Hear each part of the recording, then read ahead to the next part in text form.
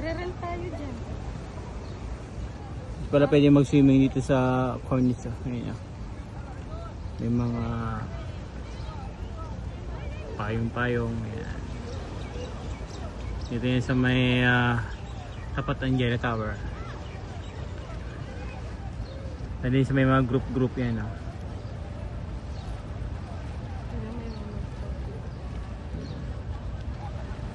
Ganda. Dati wala to eh. Yung meron na. Kung gusto mga maligo dito at mag-swimming, yan na, mababaw lang. Yung mga cottage din na, maliliit. Ito cottage to. Para sa group.